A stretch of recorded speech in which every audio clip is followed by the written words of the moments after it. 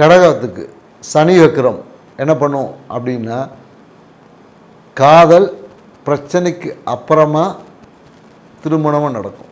So காதல் திருமணம் பிரச்சனைக்கு அப்புறமா திருமணம்.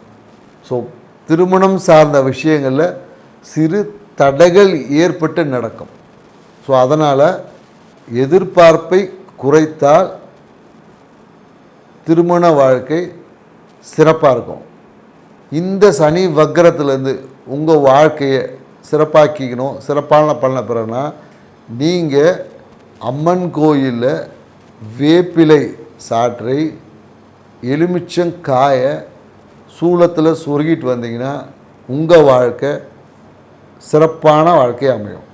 மேலும் இந்த காலகட்டத்தில் எலுமிச்சங்காய் ஊறுகாய் சாப்பிடுவது உங்கள் வாழ்க்கையில் மேலும் பல நன்மையை பெற்றுத்தரும்.